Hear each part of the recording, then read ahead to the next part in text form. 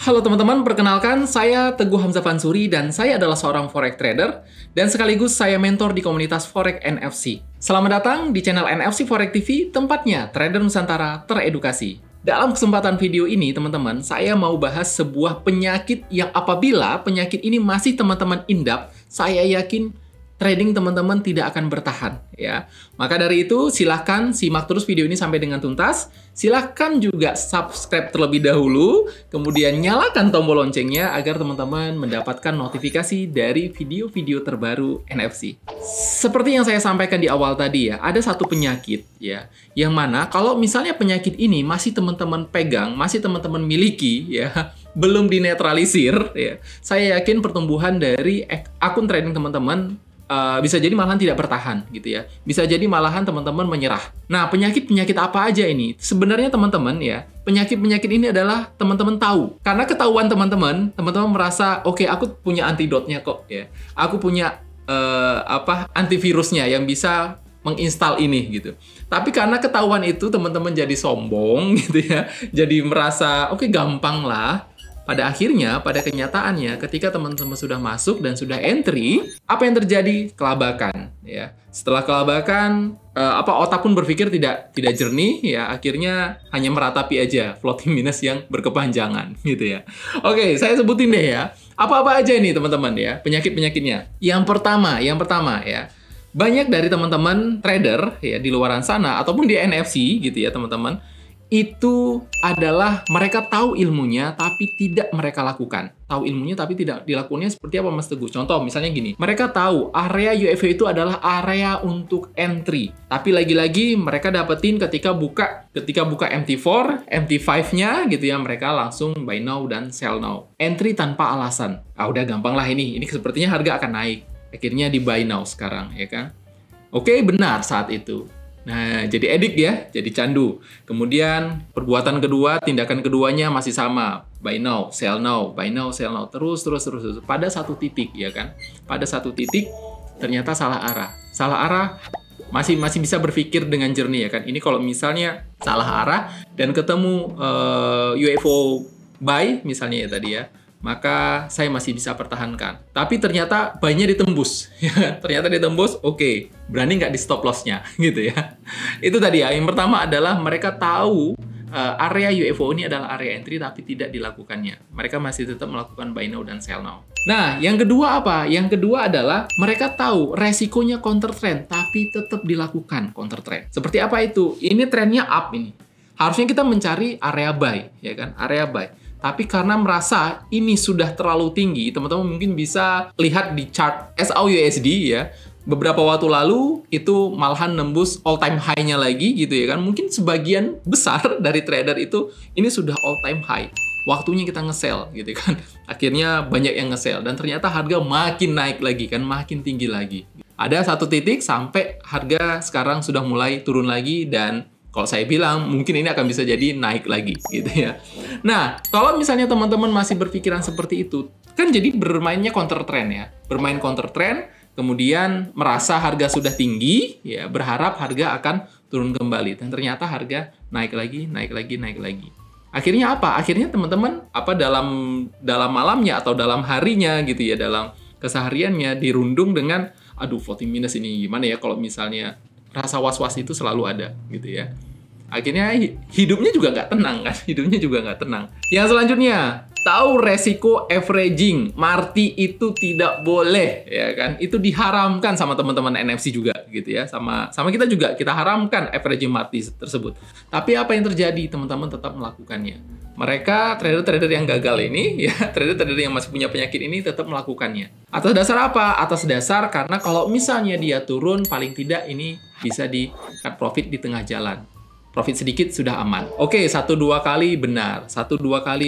Pada akhirnya ternyata harga naik lagi, ya kan? Naik semakin tinggi lagi. Kalau misalnya kemarin ya, di SAUUSD, ternyata harga terus naik.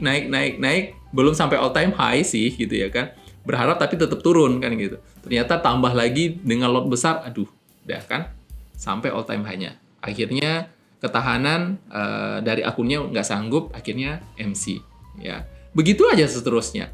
Oke, 1-2 kali benar, itu menjadi edik lagi, menjadi candu lagi. 1-2 kali benar, dan terus menganggap teman-teman bahwa perbuatan teman-teman untuk selanjutnya itu akan selalu berhasil, gitu ya kan. Padahal akan ada titik di mana teman-teman tidak akan berhasil dan teman-teman wajib untuk cut loss misalnya, ya kan.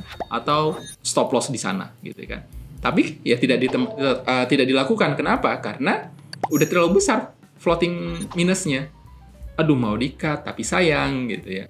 Nah, ini adalah salah satu penyakit-penyakit yang sering dimiliki sama trader-trader yang tidak konsisten, ya. Selanjutnya adalah tahu tidak menggunakan stop loss ini punya resiko besar seperti tadi. Akhirnya averaging, nambah, tidak menggunakan stop loss. Tahu, ini kalau nggak pakai stop loss ini resikonya besar, tapi tidak dilakukannya. Kalaupun misalnya teman-teman tidak menggunakan stop loss, berani nggak cut loss? Seperti yang saya sampaikan tadi, udah terlalu tinggi floating minusnya. Akhirnya tidak berani untuk cut loss, ya. Itu dia ya. Tahu harus pakai stop loss tapi tidak menggunakan stop loss. Tahu tekniknya tapi tidak dilakukan. Oh ya, Mas Angga bilang kalau misalnya seperti ini gitu ya, atau Mas Teguh atau Mas Fadi bilang kalau misalnya area seperti ini maka solusinya adalah ini, gitu ya kan. Kalau misalnya di luar ini berarti kita buang, tapi tidak dilakukan. Tekniknya udah hafal, mungkin teman-teman udah tahu teknik picture SAM atau teman-teman sudah tahu teknik picture perfect zone, terus teman-teman juga tahu teknik yang menggunakan roll eye trend atau market structure misalnya ya,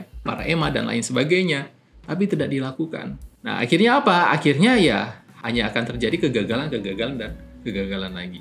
Terus apalagi yang teman-teman ngerasa tahu resikonya misalnya ya, tahu resiko money management kalau terlalu besar ya kan, atau dengan risk besar ini bahaya. Tapi tidak, teman-teman lakukan juga menggunakan lot gajahnya gitu ya kan. Oke, ini ada UFO nih, saya yakin nih dengan UFO ini, maka saya masukkan dengan lot besar misalnya. Dengan resiko mungkin hampir 20 atau 30% dari balance teman-teman. Dilakukan. Akhirnya apa? Ketika stop loss, langsung hilang 30%-nya. Langsung hilang 50%-nya mungkin bisa jadi. Tahu, merasa, karena apa? Karena mungkin merasa modal besar kan udah ambang lah. Atau yang menggunakan ketahanan, teman-teman. Ya, yang menggunakan ketahanan, oke, nggak apa-apa lah pakai lot besar. Saya yakin ini bisa pakai bertahan sampai dengan 1000 pip kok, gitu kan. Oke, apakah sanggup dengan satu transaksi ini? Kalau misalnya floating minus seperti itu, floating minus, oke, ketahanannya 1000 pip. Floating minus misalnya 100 pip. Apa yang terjadi? Apa yang akan teman-teman perbuat? Apa yang akan dilakukan? Bagaimana jalan keluarnya? Apakah masih mau nunggu? Berarti teman-teman cuma hanya untuk satu transaksi itu doang dong berarti. Hanya untuk nunggu satu transaksi itu keluar. Kan nggak mungkin.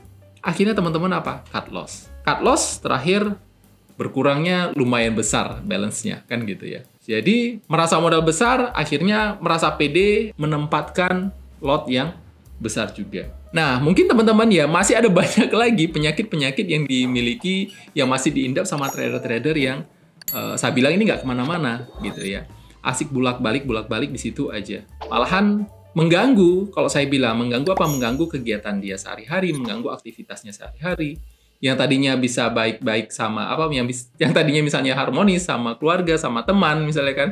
Ini gara-gara floating minus lagi gitu ya kan, berkepanjangan. Masih floating minus ini kenapa kapan turun-turunnya gitu kan, akhirnya kena mentalnya sensinya gitu ya.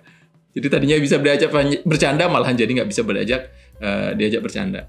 Masih terus seperti itu teman-teman. Maka teman-teman ya jangan pernah, ya kalau saya bilang nih, jangan pernah berskenario terhadap market. Biarkan market itu teman-teman buat trading plan-nya ya, kemudian teman-teman patuhi trading plan yang udah teman-teman buat. Saya yakin itu juga profit kok. Hanya saja, banyak trader ini nggak sabaran pingin cepet entry-nya, gitu kan, pingin ngeliat floating profit-nya, atau pingin lihat floating minus-nya, deg-degannya, gitu ya. Coba deh, kalau misalnya teman-teman punya setup, ya udah teman-teman pasang, sesuai dengan setup tersebut, entry-nya ada, stop loss-nya ada, dan targetnya ada. Jelas. Sudah, selesai, tinggalkan. Nggak perlu teman-teman perhatiin sepanjang hari, nggak perlu teman-teman perhatiin setiap jam misalnya ya. Biarkan aja sesuai dengan rencana plan-nya. Kalau nggak TP, ya paling stop loss. Udah selesai. Nah, mudah-mudahan teman-teman video ini, materi ini ya, bisa bermanfaat buat teman-teman ya. Dan silakan teman-teman tulis di kolom komentar apalagi penyakit-penyakit yang mungkin bisa menghambat dari pertumbuhan akun teman-teman ya. Itu aja dari saya. Thank you atas attention-nya dan sampai ketemu di video-video berikutnya. Bye-bye.